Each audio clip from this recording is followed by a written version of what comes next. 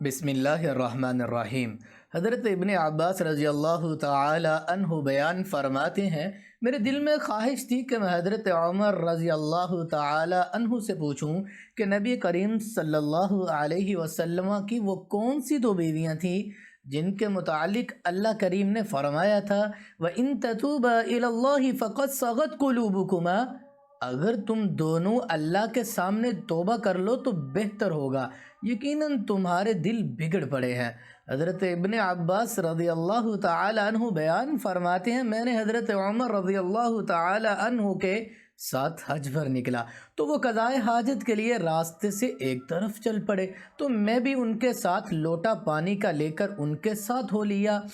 جب وہ قضائے حاجت سے فارغ ہو کر آئے تو میں نے بھی ان پر پانی ڈالا، انہوں نے وضو فرمایا۔ اس دوران میں نے عرض کیا، اے امیر المومنین، رسول اکرم صلی اللہ علیہ وسلم کی ازواج مطہرات میں سے وہ کون سی دو عورتیں تھیں جن کے متعلق اللہ کریم نے فرمایا اگر تم دونوں اللہ کے سامنے توبہ کر لو تو بہت بہتر ہوگا، یقیناً تمہارے دل بگڑ پڑے ہیں۔ حضرت عمر رضی اللہ تعالی عنہ نے فرمایا، اے ابن عباس، تم پر تعجب ہے۔ وہ عورتیں حضرت عائشہ رضی اللہ تعالی عنہ اور حضرت حفصہ رضی اللہ تعالی عنہ۔ پھر حضرت عمر رضی اللہ تعالی عنہ واقعہ بیان کرنے لگے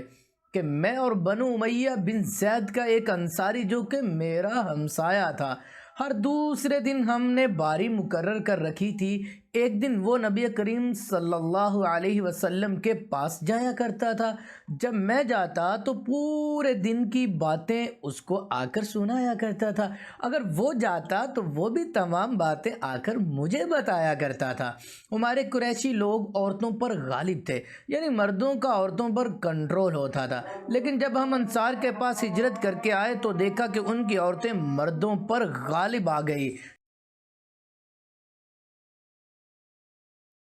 ہماری عورتیں بھی ان کی دیکھا دیکھی میں مردوں کے سامنے بولنے لگی۔ ایک دن میں نے اپنی بیوی کو ڈانٹا تو اس نے میری کسی بات کا جواب دے دیا، تو اس کا جواب دینا مجھے ناگوار گزرا۔ تو اس نے کہا، اے عمر، میرا جواب دینا آپ کو کیوں ناگوار گزرا؟ حالانکہ نبی صلی اللہ علیہ وسلم، یہ کائنات کی بیویاں آپ صلی اللہ علیہ وسلم کو جواب دے دیا کرتی ہیں، اور آپ صلی اللہ علیہ وسلم کی کچھ بیویاں پورا دن بھی آپ صلی اللہ علیہ وسلم سے ناراض رہتی ہیں اور بولنا چھوڑ جاتی ہیں۔ میری بیوی کی بات نے مجھے چونکا دیا۔ میں نے کہا کہ ازواج مطہرات میں جو ایسا کرے گی وہ تو ناکام و نامراد ہو جائے گی اور بہت بڑے گناہ کی مرتکب ہوگی۔ پھر میں نے اپنے کپڑے لیے اور اپنی بیٹی حفصہ کے پاس گیا۔ میں نے کہا، حفصہ، کیا تم میں سے کوئی اللہ کے رسول صلی اللہ علیہ وسلم کو ناراض کرتی ہے اور پورا دن آپ صلی اللہ علیہ وسلم سے رنج میں رہتی ہو؟ حفصہ رضی اللہ تعالی عنہا نے کہا، جی ہاں ابا جان،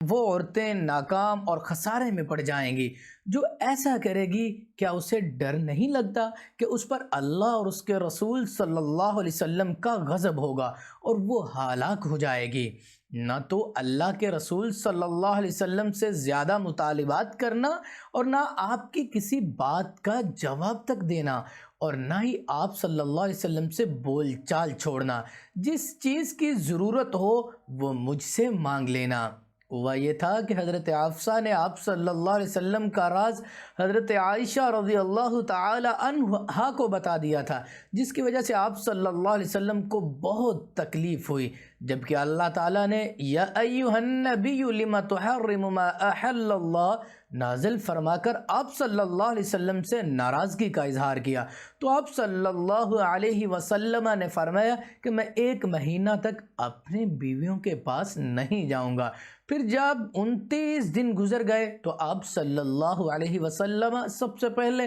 حضرت عائشہ رضی اللہ تعالی عنہا کے پاس گئے۔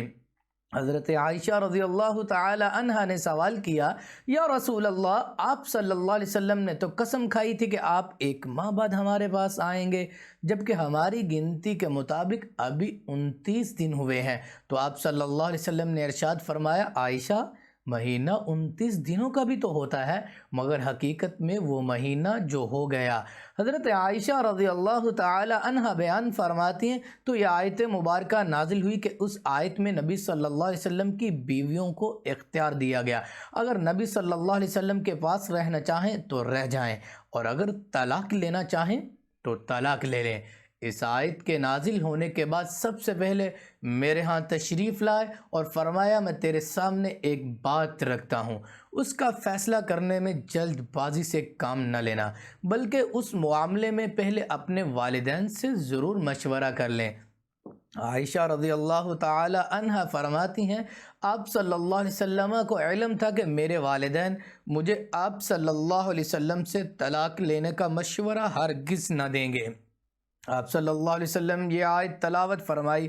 جس کا ترجمہ یہ ہے، پیغمبر اپنی بیویوں سے کہہ دو کہ اگر تم دنیا کی زندگی اور اس کی زینت و آرائش کی طلبگار ہو تو آؤ میں تمہیں کچھ مال دوں اور اچھی طرح سے رخصت کر دو، اگر تم اللہ اور اس کے پیغمبر اور عاقبت کے گھر یعنی جنت کی طلبگار ہو تو تم میں جو نیکوکاری کرنے والی ہیں ان کے لیے اللہ تعالیٰ نے اجر عظیم تیار کر رکھا ہے۔ حضرت عائشہ رضی اللہ تعالی عنہ فرماتی ہیں جب آپ صلی اللہ علیہ وسلم نے یہ آیت تلاوت کر لی تو میں نے کہا اللہ اور اس کے بعد رسول صلی اللہ علیہ وسلم اپنی دوسری بیوی کو بھی اپنے پاس رہنے یا طلاق لینے کا اختیار دیا، تو انہوں نے بھی وہی جواب دیا جو میں نے دیا تھا۔